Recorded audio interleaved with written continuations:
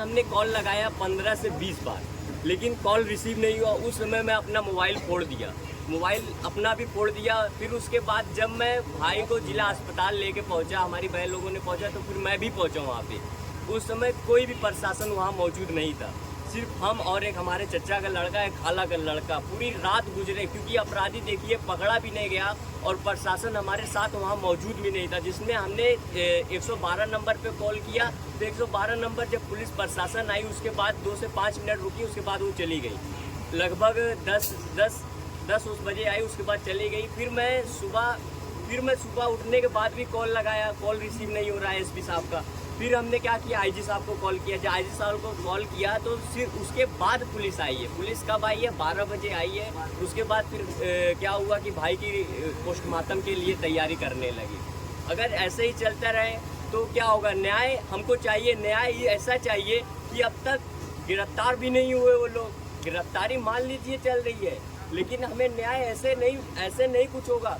अगर न्याय दिखाना होगा या फिर सबके लिए बुलडोजर जब बना है तो बुलडोजर उन लोगों के घर पे क्यों नहीं चल रहा है? 24 से 48 घंटे हो गए हैं, अब तक कोई कार्रवाई के कैसे मैं कह सकता हूँ कि मेरी कार्रवाई हो रही है? जो आपके पिताजी की हत्या हुई थी 3 महीने पहले, फिर आज आपके भाई की हुई, ये दोनों मामला एक है, हत्या करने वाली अलग अलग दोनों मामले जो अगर कहा जाए तो उसमें जो घटना में शामिल हमारे पिताजी को जो मारा मुजरिम, वो तो मौके पे खड़ा होकर के उन्होंने आदेश किया, उसके बाद इन्होंने गोली चलाया।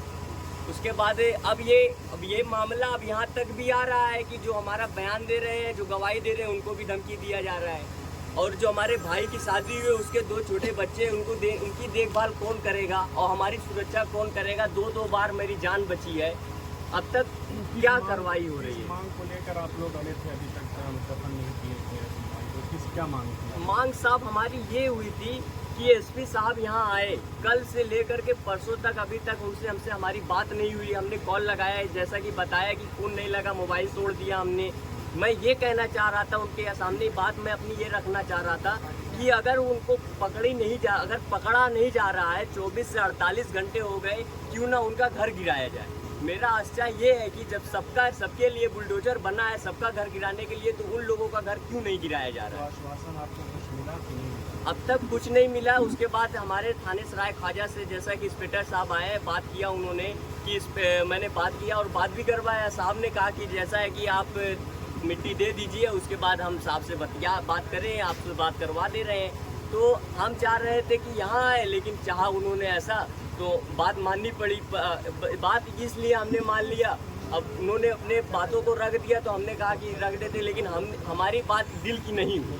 दिल की मेरी बात और मीडिया के भी सामने है, लोगों के सामने, जनता के भी सामने है कि मेरी बात यही होनी चाहिए कि उनका घर गिरना चाहिए अगर गिरफ्तारी वो नहीं हो पा रहे हैं। क्योंकि 24 से 48 घंटे हो गए, अब तक हमारा कोई कार्रवाई या फिर हमें कोई अभी तक कोई निश्चय नहीं करवा सके। सरकार से आपसे मांग करें? सरकार से मांग सब यही है, गिरफ्तार नहीं हो रहे हैं तो उनका घर गिराया जाए और हमारी सुरक्षा की जाए।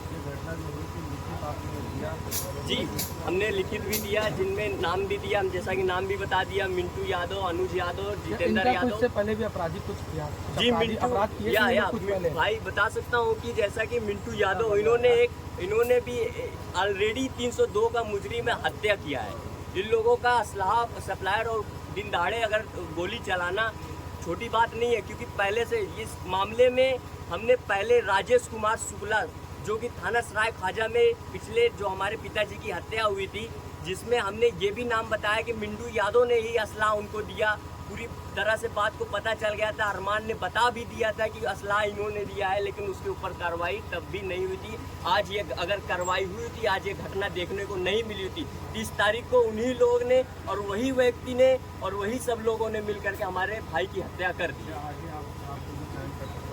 जी, हमारे जान का हर कदम पर खतरा है। हमें अब हमारी सुरक्षा की जाए और हमारी कार्रवाई की जाए, हम यही चाहते हैं। हमारा नाम अब्दुल रहीम है, वो हमारे भाई है।